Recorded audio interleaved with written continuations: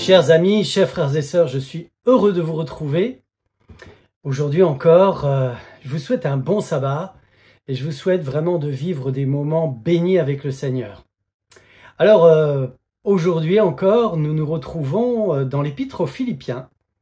Et c'est vrai qu'on est devenus presque des amis avec les membres de l'église de Philippe. Et je suis heureux de retrouver ce texte avec vous au chapitre 4 et nous lirons les 9 premiers versets de ce chapitre. Philippiens chapitre 4 à partir du verset 1 jusqu'au verset 9. Lisons ensemble. C'est pourquoi, mes bien-aimés et très chers frères, vous qui êtes ma joie et ma couronne, demeurez ainsi fermes dans le Seigneur, mes bien-aimés. J'exhorte Évodie et j'exhorte Syntyche à être d'un même sentiment dans le Seigneur. Et toi aussi, fidèle collègue, oui, je te prie de les aider, elles qui ont combattu pour l'Évangile avec moi et avec Clément et mes autres compagnons d'œuvre, dont les noms sont dans le livre de vie. Réjouissez-vous toujours dans le Seigneur, je le répète, réjouissez-vous. Que votre douceur soit connue de tous les hommes, le Seigneur est proche. Ne vous inquiétez de rien, mais en toute chose, faites connaître vos besoins à Dieu par des prières et des supplications avec des actions de grâce. Et la paix de Dieu, qui surpasse toute intelligence, gardera vos cœurs et vos pensées en Jésus-Christ. Au reste, frères, que tout ce qui est aimable, tout ce qui mérite l'approbation, ce qui est vertueux et digne de louange soit l'objet de vos pensées. Ce que vous avez appris, reçu et entendu de moi, et ce que vous avez vu en moi, pratiquez-le. Et le Dieu de paix sera avec vous. Ça, c'est ce qu'on se souhaite tous. Alors, je vous invite à prier ensemble ce Dieu de paix pour qu'il soit avec nous et qu'il nous accorde son Esprit Saint. Oui, notre Père, nous sommes heureux de te retrouver ce matin ensemble et nous sommes heureux de savoir que tu es le Dieu de paix, le Dieu de la paix. Merci de vouloir nous donner ta paix, merci de vouloir nous donner ton Esprit Saint pour que nous puissions comprendre ta parole. Nous te louons pour cela. Au nom de Jésus. Amen. Alors, dans cette portion de l'Épître aux Philippiens, ce début de chapitre 4, nous avons 3 destinataires. Je ne sais pas si vous les avez relevés, les trois destinataires. Premièrement, Paul s'adresse à l'église de Philippe. Vous retrouvez, on va le voir, vous, un peu partout dans le texte. Deuxièmement, Paul s'adresse à son fidèle collègue, dont nous ne savons pas l'identité, probablement l'un des responsables de l'église de Philippe. Et troisièmement, Paul parle non pas à 2 personnes, mais de 2 personnes, Évodie et Syntyche. Et vous voyez cela sur vos écrans, ces 2 personnes dont il est question au centre de notre passage d'aujourd'hui.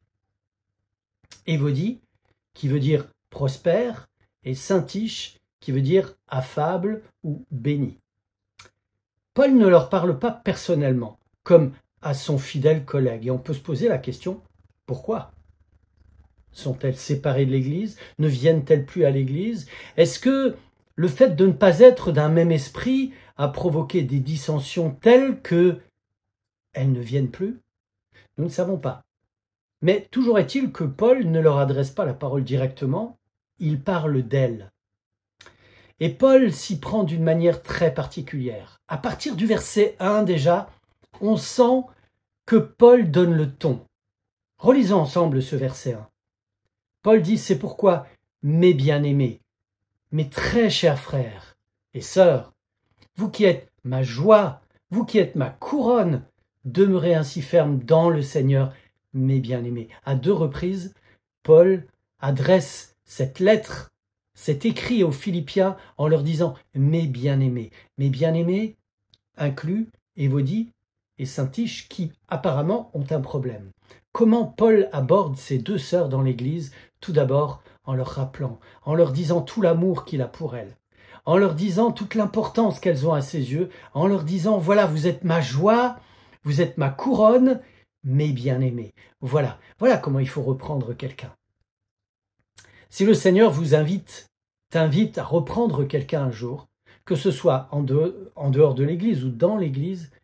Prenons donc exemple sur Paul. Je voudrais vous donner un petit extrait également des paraboles de Jésus à la page 166. Voici ce que dit Ellen White.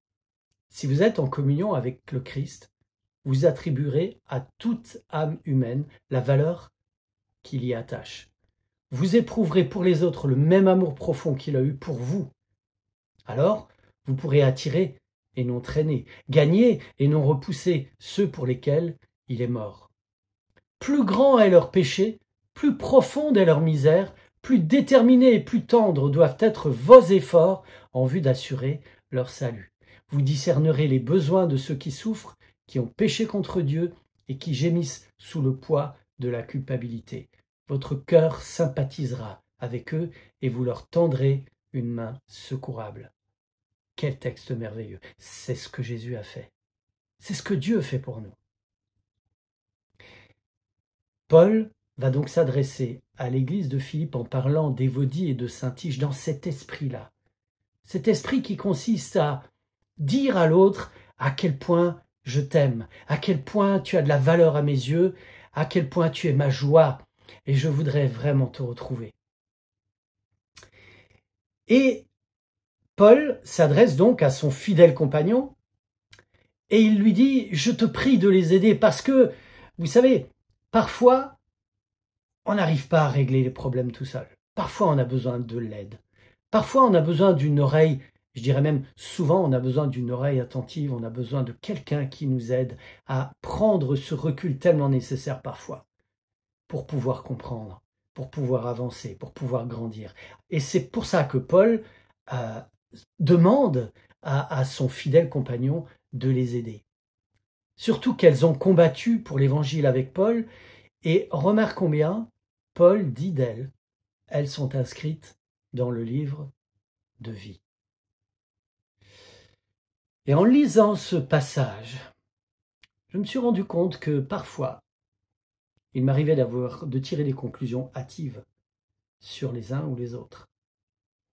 Un tel se comporte mal, un tel a des réactions difficiles, un tel ne fait pas fonctionner les choses comme il devrait ou comme elles devraient, un tel produit du malaise, du mal-être dans l'Église, je ne pense pas toujours que cette personne est inscrite dans le livre de vie. Prenons garde à regarder et à entendre comment le Seigneur regarde et comment le Seigneur voit. Prenons garde à regarder nos frères et sœurs comme le Seigneur les voit. C'est une mission tout à fait particulière et je dirais une mission impossible à accomplir pour chacun d'entre nous, sauf si c'est l'Esprit de Dieu qui nous inspire. Alors demandons au Seigneur de nous inspirer. Et lorsque nous avons parfois des réactions contre telle ou telle personne, tournons notre langue cette fois dans notre bouche. Prenons un peu de recul, parlons-en au Seigneur. Et on va le voir un peu plus loin, ce que Paul va dire à l'Église et qui montre comment on peut vivre une vie d'Église épanouie. On pourrait se poser la question, mais pourquoi Paul va exposer le problème d'Évodie et de Saint-Tige devant tout le monde, comme il le fait d'ailleurs? Eh bien parce que embrasser vos amis qui sont fâchés l'un avec l'autre ne suffit pas. Il faut les encourager à résoudre leurs disputes. Parce que, également, nos disputes ne regardent pas que nous-mêmes. Nos disputes sont l'affaire de tous. Oui, désolé. Nos disputes sont l'affaire de tous. Parce que nos disputes nuisent, premièrement, aux personnes qui se disputent, mais en plus, nos disputes nuisent à la réputation de l'Église et peuvent même repousser les non-croyants. J'ai constaté cela à plusieurs reprises dans mon ministère et je peux vous dire que lorsque cela se produit, c'est vraiment très triste. Parce qu'à ce moment-là, vous avez des gens qui s'approchent de l'Église et qui vont repartir en se disant « Voilà ce que sont les chrétiens. Voilà ce que sont les adventistes. Voilà ce que c'est que de croire en Dieu. » Et ça, vraiment, c'est vraiment quelque chose de difficile et qui attriste le Seigneur. Eh bien, pourquoi Paul les expose devant tout le monde? Parce que parfois, pour résoudre nos différends, nous avons besoin d'aide. Et en parlant d'Évodie et de Syntyche, qui se sont probablement éloignés de l'Église, en tout cas de l'esprit de l'Église, Paul invite toute l'assemblée à les porter pour qu'elles puissent revenir. Ça, c'est notre mission à chacun. C'est dans ce contexte de vie d'Église que nous sommes invités à vivre. Et Paul s'adresse à l'Église. Si vous regardez bien ce texte, vous avez le petit mot « vous ». Ce texte est principalement conjugué à la deuxième personne du pluriel. Donc Paul s'adresse à l'Église et l'histoire d'Évodie et de Syntyche est incluse dans l'Église et c'est pourquoi Paul va donner des conseils à la suite de cela. Conseils qui nous permettent de mieux comprendre comment être les uns avec les autres dans l'Église et aussi comment vivre une vie d'Église, une vie avec le Seigneur épanouie. Paul va commencer au verset 4 en disant « Réjouissez-vous toujours dans le Seigneur. Je le répète, réjouissez-vous. » Paul a déjà parlé de la joie. Il a déjà dit qu'il l'avait répété, mais il le répète encore parce que se réjouir dans le Seigneur, c'est tellement important. Parce que lorsque je suis dans le Seigneur, alors ce que Jésus nous dit, ce que la Bible nous dit, tout devient possible. Aux hommes, c'est impossible, mais à Dieu, tout est possible. Et de me réjouir dans le Seigneur fait grandir ma foi parce que même si je me retrouve devant des impossibilités ou des difficultés, je peux regarder au Seigneur, je peux l'inviter dans mon cœur et avec sa présence dans mon cœur, avec son esprit en moi, je peux par la foi avancer, traverser n'importe quelle difficulté en sachant qu'il est là. Alors je peux me réjouir. Et la vie d'église se trouve là-dedans. Résoudre le problème d'Évodie et de Syntyche se trouve là-dedans également dans le fait de se réjouir dans le Seigneur. Toujours, Paul dit toujours, problème avec Évodie et Syntyche, réjouissons-nous dans le Seigneur. Le Seigneur va nous montrer la voie. Le Seigneur va nous dire ce que nous avons à dire. Le Seigneur va nous inspirer et va nous permettre de nous retrouver. Verset 5, que votre douceur soit connue de tous les hommes. Le mot grec traduit par douceur exprime quelque chose comme l'aptitude à renoncer à son bon droit. Lorsque j'accepte de renoncer à mon bon droit, je laisse la place à l'autre. Et alors les choses deviennent possibles. Réjouissez-vous, toujours, je le répète, réjouissez-vous, que votre douceur soit connue de tous. Connue de tous, c'est-à-dire que lorsqu'on vous voit, on peut voir que vous êtes une personne, que tu es une personne qui accepte de renoncer à son bon droit pour que l'autre puisse avoir toute sa place. Pourquoi cet appel à la joie et à la douceur? Paul le dit au verset 5, le Seigneur est proche. Une seule chose compte, mes amis, mes frères et sœurs. Vivre dans l'attente constante du retour de Jésus. Vivre dans cette joie. C'est pour ça aussi que Paul dit « Réjouissez-vous toujours ». Je le répète, réjouissez-vous.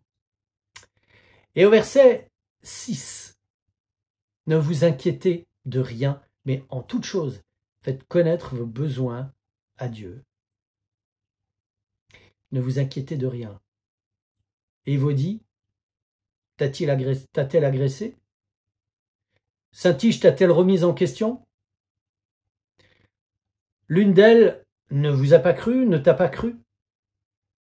Vous voyez, parfois dans l'Église, il y a des frottements. C'est normal, nous sommes des êtres humains. Mais le conseil de Paul est très important. Ne vous inquiétez de rien. Ça ne veut pas dire que nous n'aurons pas d'inquiétude, mais ça veut dire que lorsque l'inquiétude vient, eh bien, je vais faire connaître cela à Dieu. Lorsque j'ai un besoin qui n'est pas assouvi, lorsque j'ai un souci, on pourrait parler de toutes sortes de soucis, soucis d'argent, soucis par rapport à mon logement, soucis par rapport à mes enfants, soucis par rapport à mon travail, etc. Et j'en passe. Soucis par rapport à ma solitude également. Alors, en toute chose, je fais connaître mes besoins à Dieu. Par des prières, par des supplications. Vous savez, les supplications, c'est quand la prière dure. C'est quand le problème dure. On en arrive à supplier le Seigneur. Et parfois, le Seigneur nous laisse le supplier, nous laisse arriver dans la supplication, parce que dans ces moments-là, Dieu nous invite à voir. Parfois, ce ne sont pas les circonstances extérieures ou les personnes qui nous entourent qu'il faut changer, mais c'est nous-mêmes. Par des prières, par des supplications, avec des actions de grâce. Et on retrouve la joie dans ce passage, avec des actions de grâce, c'est-à-dire, j'ai un besoin, je le fais connaître au Seigneur, je le prie, je le supplie même parfois, mais je finis par le remercier parce que je sais qu'il m'entend. Je sais qu'il écoute ma prière, parce qu'il est Dieu, parce qu'il m'aime. Et la conséquence de tout cela se retrouve au verset 7, la paix de Dieu qui surpasse toute intelligence gardera vos cœurs et vos pensées en Jésus-Christ. Remarquez bien que Paul dit que c'est la paix de Dieu qui garde mon cœur et mes pensées en Jésus-Christ. Paul ne dit pas « gardez vos cœurs et vos pensées en Jésus-Christ », il dit « eh bien, quand vous soumettez vos besoins à Dieu avec des prières, des supplications et des actions de grâce, alors vous aurez la paix de Dieu. Et cette paix de Dieu gardera vos pensées, vos cœurs en Jésus-Christ. » Quel chemin merveilleux. Seigneur, aide-moi. Seigneur, aide-nous à garder ce lien avec toi. Ne nous laisse pas errer dans nos besoins, dans nos angoisses, dans nos soucis, dans nos inquiétudes, sans te les confier par la prière, la supplication et les actions de grâce, parce que tu es Dieu et parce que tu vas intervenir, c'est certain. Au verset 8, Paul dit, et là il va nous donner un conseil, un conseil extrêmement avisé au sujet des décisions que nous pourrions prendre. Toutes les décisions que tu pourrais prendre, que je pourrais prendre, peuvent être passées au crible de ces 7 points que Paul nous donne au verset 8. Voici ce qu'il nous dit. Au reste, frères, que tout ce qui est vrai, que tout ce qui est honorable, que tout ce qui est juste, que tout ce qui est pur, que tout ce qui est aimable, que tout ce qui mérite l'approbation, ce qui est vertueux et digne de louange, soit l'objet de vos pensées. Alors je me pose la question, est-ce que mes pensées sont occupées par ce qui est vrai? Si tel n'est pas le cas, je peux arrêter tout de suite de penser à ces choses. Et si c'est vrai, est-ce que c'est honorable? Si c'est vrai et honorable, est-ce que c'est juste? Alors si c'est vrai, honorable et juste, est-ce que c'est pur? Si c'est vrai, honorable, juste et pur, est-ce que c'est aimable? Est-ce que ça mérite l'approbation? Et finalement, est-ce que c'est vertueux et digne de louange? Remarquez bien que si je passe au crible toutes mes pensées de cette manière-là, il y a bien des pensées que je vais cesser d'avoir. Bien des pensées. Ne serait-ce que ce qui est vrai et honorable. Je vous invite à retenir ces 7 points. Vrai, honorable, juste, pur, aimable, ce qui mérite l'approbation et ce qui est vertueux et digne de louange. Si j'oriente mes pensées dans ce sens, croyez-moi, je n'aurai plus le temps de penser à des futilités ou à des choses qui n'en valent pas la peine. Je n'aurai plus le temps non plus d'avoir des réactions qui ne sont pas du Seigneur. Et je vais rester dans l'esprit de Dieu. Est-ce que ces 7 points ne nous parlent pas de Jésus? Quand vous regardez, qu'est-ce qui occupait les pensées de Jésus? Ce qui était vrai, oui, honorable, juste, pur, aimable, ce qui méritait l'approbation, ce qui était vertueux et digne de louange. Et c'est exactement ce que Paul va faire par rapport à Évodie et à Syntyche. Paul ne cache pas le fait qu'il y a un problème. Il commence par cela, c'est vrai. Mais Paul reste honorable, juste, pur, aimable. Il relève ce qui mérite l'approbation dans la vie d'Évodie et de Syntyche, ce qui est vertueux et digne de louange. Et en passant par là, Paul a toutes les chances de ramener ses sœurs vers le Seigneur. Et Paul va terminer au verset 9, en tout cas pour ce passage, « Ce que vous avez appris, reçu et entendu de moi, et ce que vous avez vu en moi, pratiquez-le, et le Dieu de paix sera avec vous. » Paul nous parle là d'un christianisme vécu, puisque remarquez bien ce qu'il dit, « Ce que vous avez appris, reçu, entendu de moi, ce que vous avez vu en moi, pratiquez-le. » De telle sorte que, eh bien, les gens vont pouvoir apprendre, recevoir et entendre de vous, mais surtout, ils vont voir en vous le Dieu de paix qui est avec vous. Quel chemin merveilleux que celui de Paul et que celui que Paul nous invite à vivre. Alors, je voudrais résumer rapidement comment vivre l'Église, même si c'est difficile, avec l'un ou avec l'autre. Eh bien, considérons-nous les uns les autres comme des bien-aimés, comme des très chers frères, des très chères sœurs. Considérons, les uns les autres comme étant notre joie, notre couronne, et aimons-nous les uns les autres. Aidons-nous les uns les autres. Et considérons-nous les uns les autres comme précieux et inscrits dans le livre de vie. Je sais, c'est pas toujours facile de regarder comme ça, mais c'est ce que Paul nous invite à faire. Paul va confronter Évodie et Syntyche, et nous pouvons également nous confronter mutuellement, parce que elle, ainsi que l'Église, étaient en danger. Et ça, c'est vraiment l'affaire de tous. Et Paul nous dit la joie, toujours. La douceur, toujours. L'inquiétude, jamais. Prier, toujours. Supplier, quand il le faut. Les actions de grâce, la joie, la reconnaissance, toujours. Dieu fait son œuvre en nous par sa paix. Et on est invité à choisir ce qui est vrai, honorable, juste, pur, aimable, ce qui mérite l'approbation, ce qui est vertueux et digne de louange. Pour toute décision à prendre, le choix de prendre du temps avec le Seigneur ou de passer notre temps à autre chose, pour le choix d'un conjoint, ça c'est plutôt pour les jeunes, pour la gestion de mon argent, pour la gestion de mes loisirs, de mon temps libre, la gestion de mon téléphone, la gestion de mon Internet, la gestion de mon temps, ce que je pense d'un tel ou d'une telle, sur le commérage, etc., sur tous ces sujets, pour toute décision à prendre. Alors Paul nous invite simplement à pratiquer. Pratiquer. Devenons des pratiquants. Que le Seigneur nous bénisse, chacun comme il le souhaite. Prions ensemble. Notre Père, merci de cette image de l'Église, de cette vision de l'Église que tu nous donnes.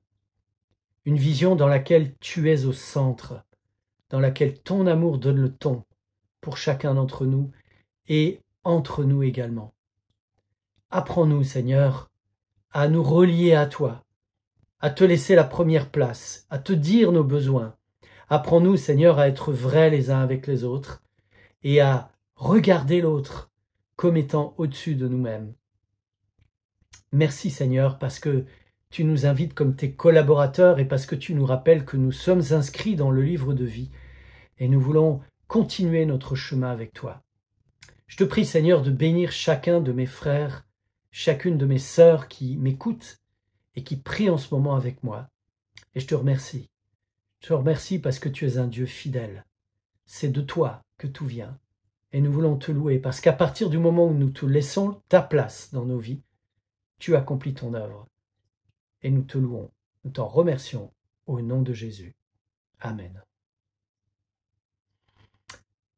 Voilà, je vous souhaite un bon sabbat et je remercie le Seigneur d'avoir passé ce moment avec chacun d'entre vous. Amen.